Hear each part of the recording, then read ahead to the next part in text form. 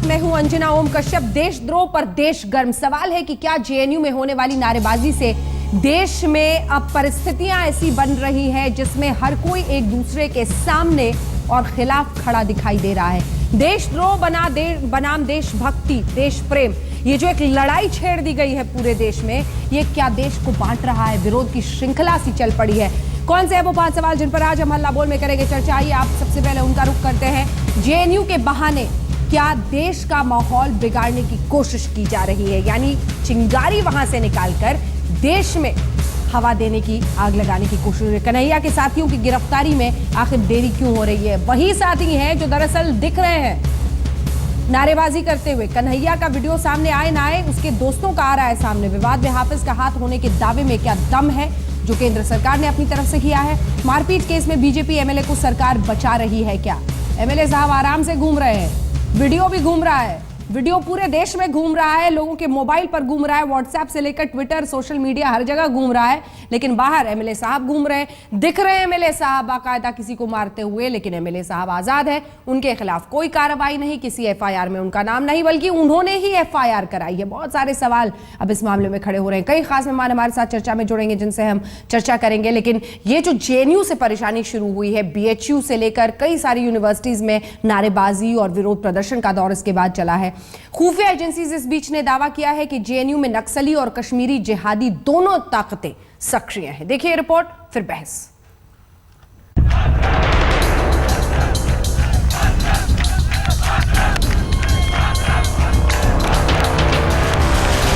अदालत में कन्हैया की पेशी के वक्त जब जेएनयू के शिक्षक और छात्र पिटे, पत्रकार पिटे, तो विवाद जेएनयू के देशद्रोह से निकलकर देशव्यापी बवाल का रूप लेने लगा।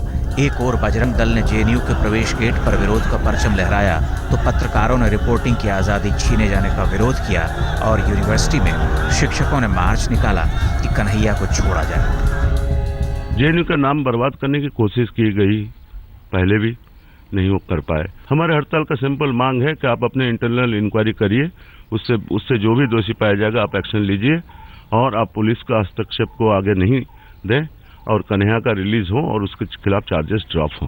घटना कोई छोटी बड़ी नहीं होती, जो हुआ है वो गलत है। घटना गलत थी या सही है, इसका जवाब चाहिए, छोटी बड़ी में नहीं है। जो पत्रकारों पर हुआ, महिला पत्रकारों पर हुआ, ये कौन सहेगा? ये कब तक चलेगा? और ये पहली बार नहीं है, ये बार बार होता है। अगर हम हमारी आवाज अब नहीं उठाएंगे तो कब करेंगे? इस बीच जेएनयू की जंग पर राजनीतिक गलियारों में तीखी बहस छिड़ गई है। बजट सत्र से पहले राजनीतिक दलों की बैठक में यूनिवर्सिटी में देशद्रोह का मुद्दा भी उठा, लेकिन विपक्ष के आरोपों और कन्हैया को छोड़े जाने के दबाव के बीच पुलिस ने साफ कर दिया कि कार्रवाई संविधान के मुताबिक ही की गई है। हमें दोनों पक्षों की बात को मद्देनजर रखना है। 2 हमने केसेस दर्ज किए हैं और दोनों केसेस की मुस्तैदी के साथ में तफ्तीश की जा रही है। अगर कोई व्यक्ति दोषी पाया जाएगा तो उसके खिलाफ कार्रवाई की जाएगी। शोर शराबे, विरोध प्रदर्शन, अभिव्यक्ति की आज़ादी, कन्हैया के खिलाफ सबूत न होने के दावों के बीच खुफिया एजेंसियों ने जेएनयू के 4 आरोपियों के नक्सल कनेक्शन होने का संदेह जाहिर किया है। सवाल तो उस वीडियो फुटेज पर भी उठाए गए थे जिसमें जेएनयू के भीतर देश विरोधी नारे लग रहे हैं, लेकिन यूनिवर्सिटी के रजिस्ट्रार ने यह कहकर खुद ही विवाद की लपटों पर पानी डाल दिया कि प्रशासन ने ही घटना की वीडियो रिकॉर्डिंग कराई थी, क्योंकि मनाही के बावजूद अफजल गुरु को लेकर आयोजन किया गया।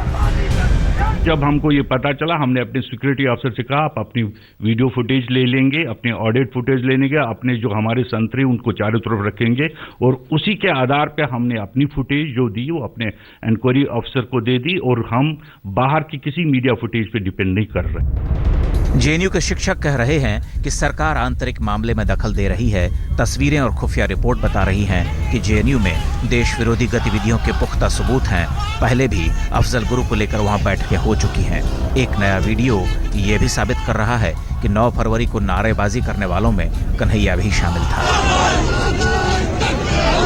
बाहर का माहौल सुलग रहा है, जिसे कुछ चश्मे आम जनता के आक्रोश के रूप में देख रहे हैं और कुछ सरकार की सहयोगी संस्थाओं की साजिश मानते हैं। और सरकार कह रही है कि अभिव्यक्ति की आज़ादी के नाम पर जेएनयू में देश को तोड़ने की आवाज़ बुलंद हो रही है, जिसे किसी कीमत पर बर्दाश्त नहीं किया जाएगा।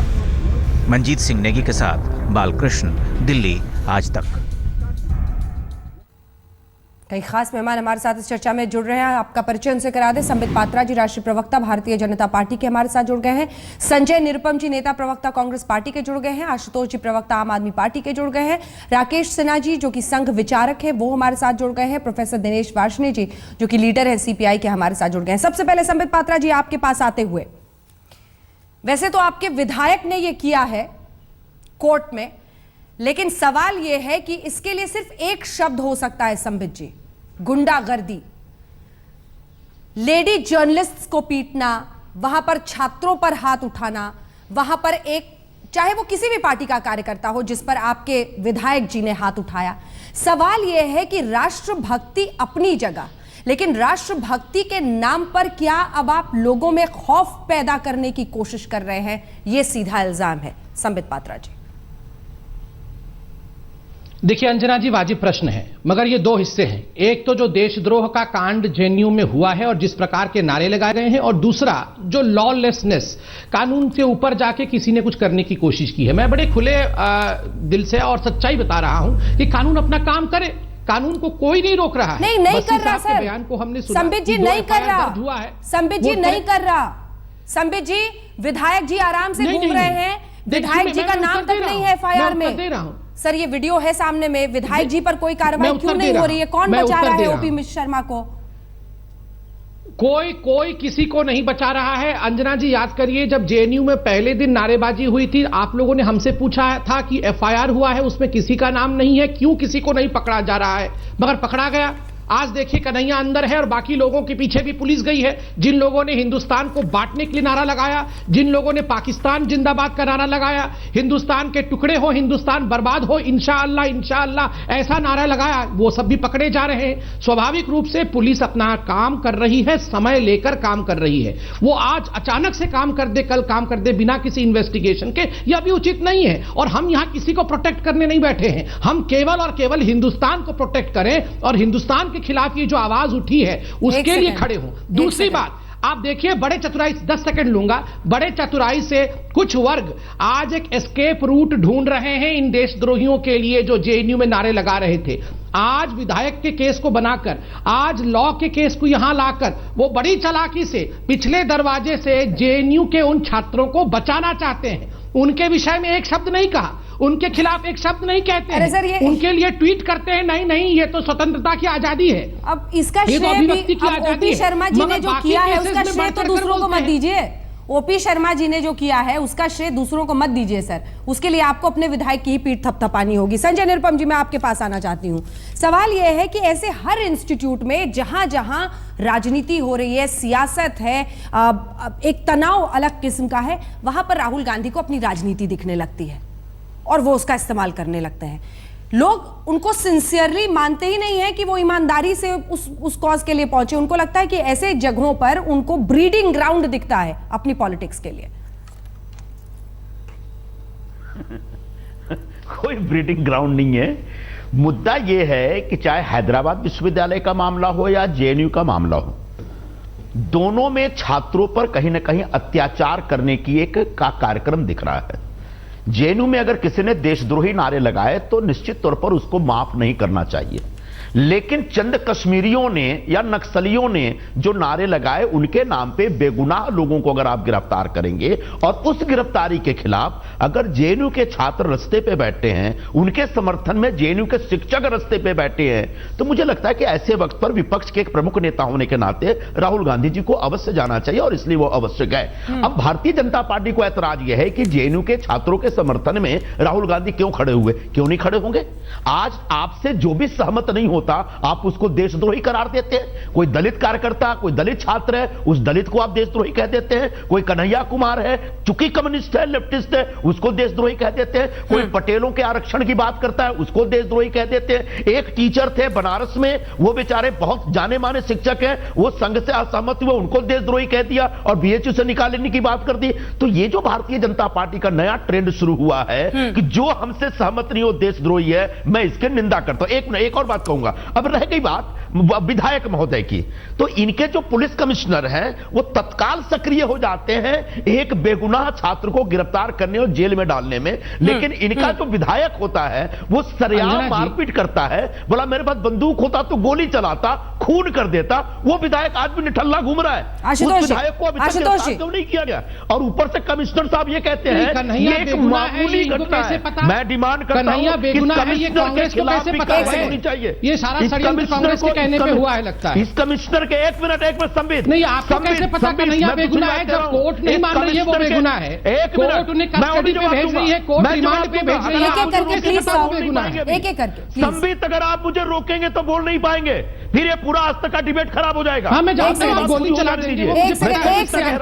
कि पुलिस कमिश्नर, मैं एक मिनट पुलिस कमिश्नर इतनी बड़ी घटना जहां पर पत्रकारों पे हमला होता है, छात्रों पे हमला होता है, शिक्षकों पे हमला होता है, महिलाओं पे हमला होता है, उसको पुलिस कमिश्नर मामूली घटना कहता है। देश पे हमला होता है तब राहुल गांधी जाके देश के हमला करने वालों के साथ खड़े होते हैं। वो प्रश्न पूछा कभी आपने राहुल गांधी से? और अगर कोई व्यक्ति नहीं, आपने पूछा ही और आपने खुद लिखा था संजय निरुपम जी कि राहुल गांधी और उनकी माता सोनिया जी तो मुसोलिनी की परिवार से है। आपने खुद कांग्रेस दर्शन में लिखा है, मैं नहीं बोल रहा हूं। आपने हकीकत बयां किया है। एक सेकंड सर, अपने मुखपत्र में लिखा कि कांग्रेस की अध्यक्षा मुसोलिनी की सर, अन्य मेहमान है, आप दोनों से मेरा निवेदन है, आप दोनों से मेरा निवेदन है, प्लीज एक सेकंड। एक मिनट नहीं सर, आपने अपनी बात कह ली है ना संजय जी, आपकी बातें पूरी हो गई। आपने कहा है कि एक आखिरी बात कहना चाहता हूं, जो लोग इस देश में तड़ीपार हैं, गुंडे हैं, वो हमको देशभक्ति न सिखलाएं।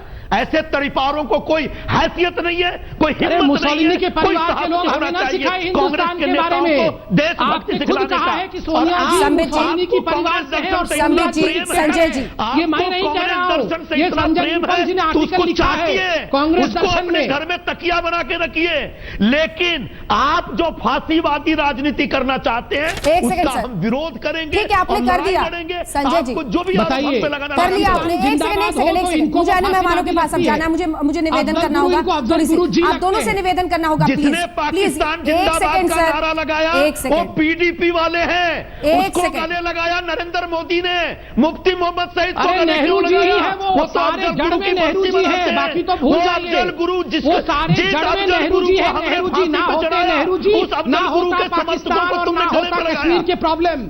सारे जड़ में नेहरू जी और महत्वाकांक्षा है, इसलिए आपने कांग्रेस दर्शन में सही लिखा था।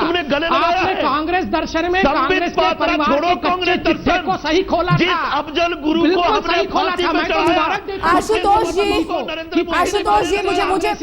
मुझे अगर आप मेरा सवाल सुन पा रहे हैं तो प्लीज इसका जवाब दीजिए। आप दोनों से मेरा निवेदन है, प्लीज सर, लोग आपको सुन रहे हैं, क्या कह रहे हो? एक सेकंड सर, ये ठीक नहीं है। एक सेकंड संजय जी, तो गुनाह है, लेकिन पीडीपी को गले लगाना भी गुनाह है। ठीक है आशुतोष जी, जल्दी से एक रिएक्शन आपसे, जिसके बाद मैं ब्रेक पर जाऊंगी, उसके बाद राकेश जी आपके पास और वाशनी साहब आपके पास आऊंगी। जल्दी से ये चिट्ठी लिखी है अरविंद केजरीवाल ने प्रधानमंत्री को, कह रहे हैं कि जो हो रहा है यूनिवर्सिटीज में खतरनाक है। क्या खतरा है?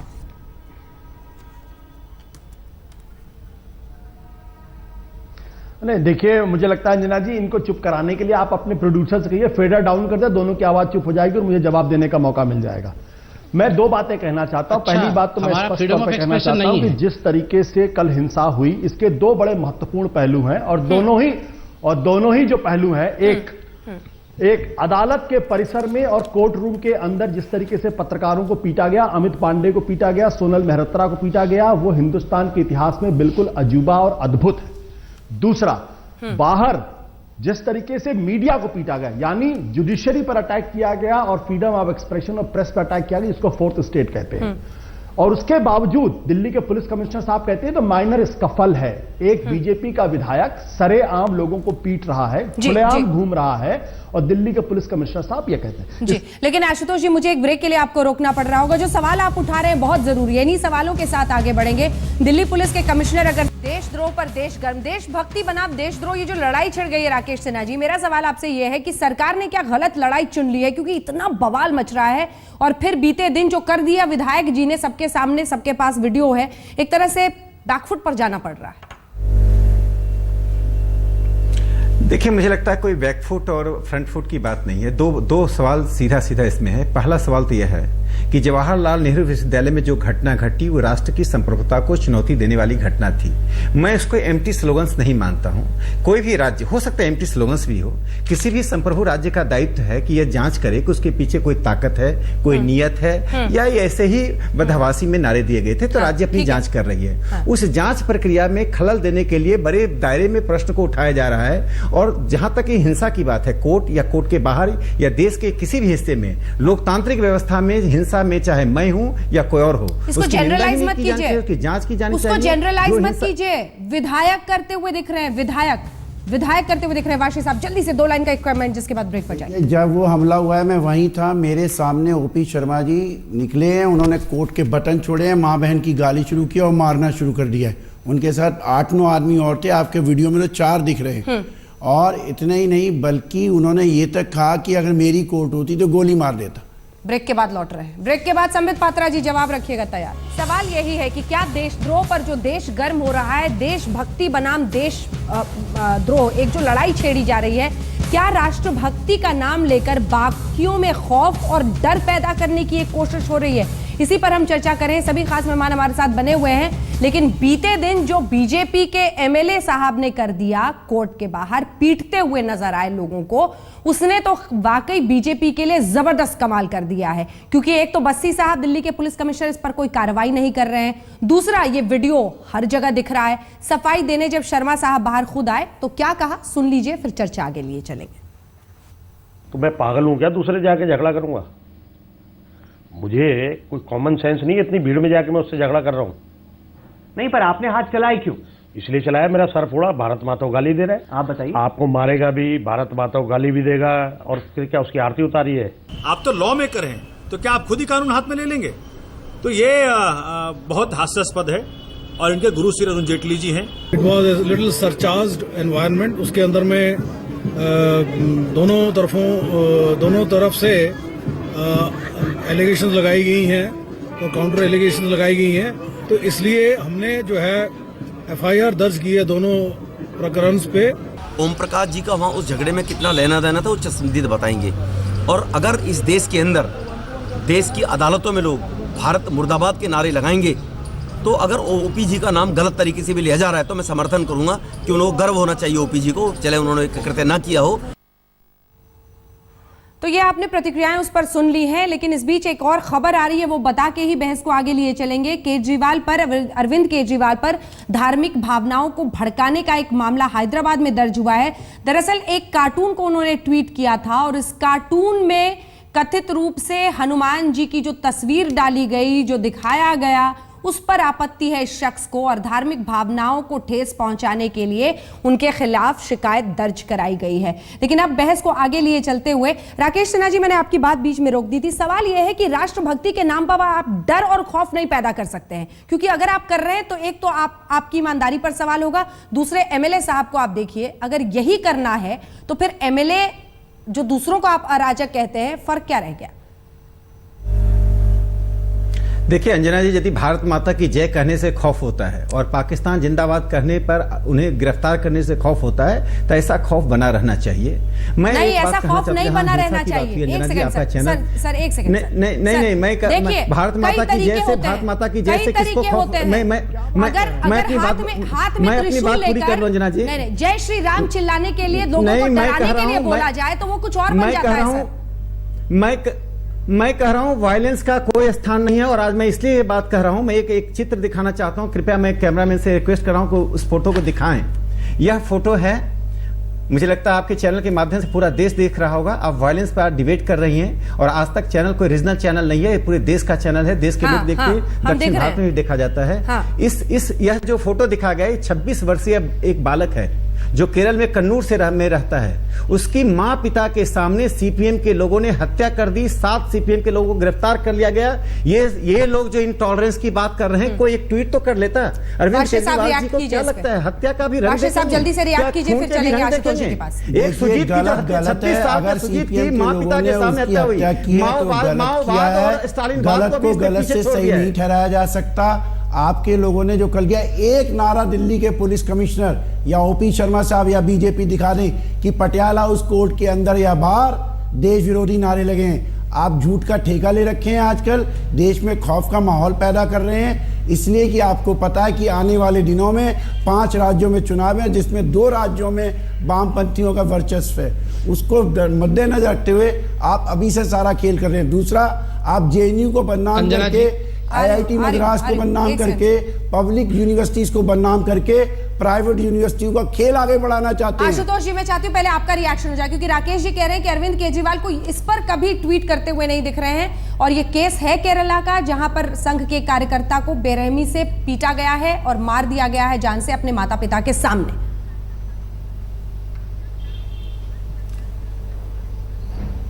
इस देश के अंदर कानून का शासन अगर कहीं भी अगर हिंसा हो रही तो उसके खिलाफ कानून को कार्रवाई करनी चाहिए, गिरफ्तार होनी चाहिए ऐसे लोगों को। लेकिन मुझे राकेश जी ने इससे ये उम्मीद नहीं थी जिन्होंने कहा कि अगर ऐसा है तो खौफ का माहौल बने रहना चाहिए। ये उनके मुंह से गलती से निकला है या जानबूझ से निकला मुझे नहीं मालूम, लेकिन इसका मतलब ये है कि आरएसएस और आरएसएस के लोग इस देश के पाकिस्तान मुर्दाबाद। देखिए आशुतोष जी, आशुतोष जी बात में कहना नहीं, आपने राकेश जी आपने कहा महबूबा मुफ्ती से सरकार मत बनाओ ना, महबूबा मुफ्ती से सरकार मत बनाओ, वही समर्थन कर रही है, आप वही तो समर्थन कर रही है जिन्होंने भारत विरोधी नारे दिए। मुझे बोलने दीजिए, उसके बाद आप बोलिएगा। आशुतोष जी बोलिए, मुझे बोलने दीजिए, मुझे अपनी बात पूरी कर लेने दीजिए। नहीं, मुझे अपनी बात पूरी कर लेने दीजिए, उसके बाद जिसको मेरी आलोचना करनी वो आलोचना करे, गाली बकना गाली बक के, मुझे उसमें कोई आपत्ति नहीं है। मैं एक बात कहना चाहता हूं कि भाई ये जो बार बार कहा जाता है कि आपने यहां की बात इसलिए हो रही है क्योंकि वहां आपने ऐसा नहीं किया, मुझे लगता है कि ये तर्क तो बहुत ही कुतर्क जैसा है। सीधी सी बात यह कि बीजेपी का एक एमएलए खुलेआम कैमरों के सामने सीआरपीएफ पुलिस के सामने एक व्यक्ति को गिरा गिरा के मार रहा है, वहां कैमरे मौजूद हैं, और वो बार बार कह रहे हैं भारत माता के खिलाफ नारे लगा रहा। अरे भारत माता के खिलाफ अगर वो शख्स नारे लगा रहा तो एक तो सबूत होना चाहिए, और ये कह रहे कि अदालत कोर्ट रूम के अंदर भी भारत माता के खिलाफ नारे लगाए गए, वहां भी जज महोदय मौजूद है, वहां पे तमाम लोग मौजूद है। एक आदमी तो सामने आए जो कहे कि भारत माता, दरअसल ये जो राकेश जी ने कहा नहीं खौफ का माहौल बनाया जा रहा है, तो जुडिशरी के अंदर आप गिरा के लोगों को मारे, प्रेस को मारे, स्टेट एंड थर्ड स्टेट तीनों को आप तबाह करते, लोगों के अंदर खौफ का माहौल पैदा करते, यही तो फासीवाद है, यही तो फासीवाद है। मैं तो बड़ी विनम्रता के साथ कहना चाहता हूं, भारत माता की जय से मैं तो बड़ी विनम्रता के साथ कहना चाहता हूं, भारत माता की जय कहने आशुतोष जी भारत माता की जय कहने से आप एक सबूत पैदा कर दीजिए, खौफ होता है तो उनको आइडेंटिफाई कीजिए, प्रो पाकिस्तानी एलिमेंट्स नहीं होगा। और अरविंद केजरीवाल, आशुतोष जी अरविंद केजरीवाल केरल में सुजीत की हत्या हुई उस पर ट्वीट करें, मैं अरविंद केजरीवाल रोज ट्वीट करते हैं, केरल में सुजीत की हत्या हुई, 26 साल का बालक माँ पिता के सामने हत्या कर दी गई, वो केरल भारत का हिस्सा नहीं है और सुजीत भारत का नागरिक नहीं है, उस पर आप मामले को भड़काने की कोशिश करें। एक बालक की हत्या कर दी गई और आप मेरा सवाल आपसे गिरफ्तारी होनी चाहिए या नहीं गिरफ्तारी होनी चाहिए? अरे ओपी शर्मा पर कार्रवाई, अगर गलत कार्रवाई होगी, लेकिन सुजीत की हत्या की गई, आज सीपीएम के लोगों को गिरफ्तार किया गया। सीताराम येचुरी कल कांग्रेस के साथ हाथ मिलाकर वायलेंस के खिलाफ बोल रहे थे, डेमोक्रेसी के खिलाफ बोल रहे थे। सीताराम येचुरी में जल्दी सहमत है, कांग्रेस घटना की निंदा करें। नारे लगाए, उनकी गिरफ्तार करिए। सब सीपीएम के जिन लोगों ने, अरे साहब नारे और यहाँ हत्या हो रही है, हम तो कह रहे हैं आपको बीजेपी और आशुतोष जी एक बार बात तो कर लीजिए, निंदा तो कर लीजिए। आप बताइए ना कि ओपी शर्मा की गिरफ्तारी होनी चाहिए या नहीं होनी चाहिए? राकेश सिन्हा जी आप बताइए। अरे भाई पुलिस को अगर गलत है तो होगी, गलत है तो करना चाहिए, पुलिस इंक्वायरी करे, इन्वेस्टिगेट करे, इसमें कौन सी दो बात है? आशुतोष जी, जो भी आशुतोष जी आंखों के सामने तस्वीर है, आशुतोष जी केरल की घटना एक एक करके प्लीज हो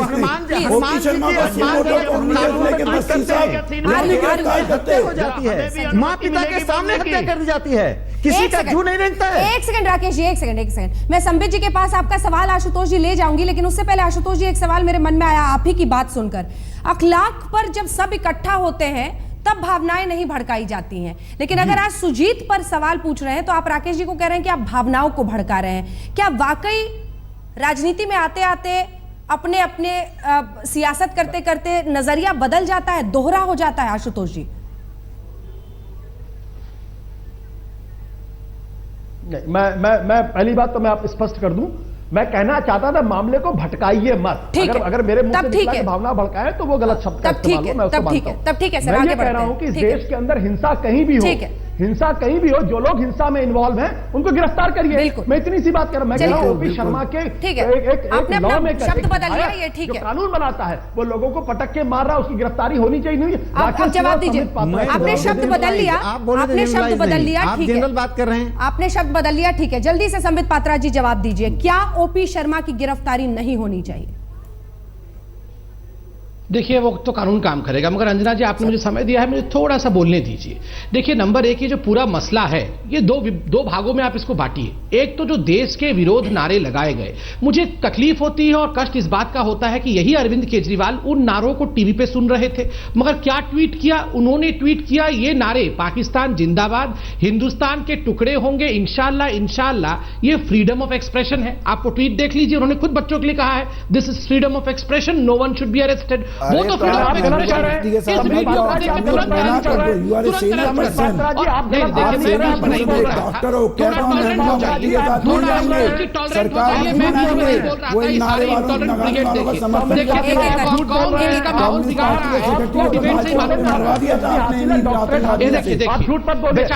बेचारे गरीब आदमी के ऊपर सब आक्रमण करने लगे, जैसे गरीब बोलता है सब चिल्लाते हैं। डॉक्टर है झूठ बोलने के। देखिए आप हिंदुस्तान देखिए कौन इंटॉलरेंट है, कौन बेचारा टॉलरेंट है। देखिए अंजना जी देखिए कौन माहौल बना रहा है। देखिए जरा आप दिखाइए कहां बिगाड़िए माहौल बिगाड़िए। एक सेकंड। अरे हनुमान क्या छोड़िएगा बताइए? ये तो हनुमान जी के ऊपर टिप्पणी करने वाले लोग हैं, ये हमको कहां से छोड़ देंगे बताइए? बताइए ऐसे लोग हैं। अरे काहे दिखाइए, शांति से बैठ जाइए, बैठ जाइए, बैठ जाइए, मैं बताते हमने तो नहीं दी, हम तो आजादी का आंदोलन लड़े। संबित जी, आप कौन सा आजादी का संबित जी, आप तो अंग्रेजों के सूचना थे, वीर थे, इन्फॉर्मर थे। ठीक है, ठीक है संजय जी, मैं आ रही हूँ, उसके बाद आप ही की बारी है सर। एक सेकंड प्लीज संबित जी। देखिए बात उलझ गई क्योंकि ट्विटर का आपने जिक्र किया, जो ट्वीट आप कह रहे हैं, जो ट्वीट आप कह रहे थे वो ट्वीट आप झूठ बोल नारों को। अंजना जी आप ये बताइए, आप ये बताइए, मैं बताता हूँ। अरे मैं बता रहा हूँ ना, सुन तो लीजिए। सर आप बचपाने में कामयाब हो रहे हैं ना, ये ठीक नहीं है। ओपी शर्मा पर हम पूछ रहे थे आपसे सवाल कि उनके खिलाफ कार्रवाई क्यों नहीं हो रही है, कौन उन्हें बचा रहा है। संजय जी वक्त की बहुत कमी है, सिर्फ 2 लाइन में आपको अपनी बात कहनी होगी, 2 लाइन में सर। देखिए बाकी सारे मामलों में जब हम भारतीय जनता पार्टी से कुछ बात करते हैं तो वो तत्काल एक्शन ले लेते हैं। हाँ। लेकिन जब इनके विधायक के संदर्भ पे हम बार बार पूछ रहे हैं कि उसने सरेआम कल पत्रकारों पे हमला किया, हाँ। छात्रों पे हमला किया और टीचरों पे हमला किया, तो उनके बारे में कार्रवाई क्यों नहीं हो रही है? तो ये कहती है पुलिस अपनी कार्रवाई। ये सवाल 1 घंटे की इस बहस के बाद भी कायम है। आप सभी का बहुत बहुत शुक्रिया हमारे साथ चर्चा में शामिल होने के लिए। देखते रहिए। हिट एंड रन मामले में सलमान खान को थोड़ी और राहत मिल गई है। सुप्रीम कोर्ट ने सलमान के खिलाफ जनहित याचिका को खारिज कर दिया है। याचिका में इस मामले की सीबीआई जांच की मांग की गई थी।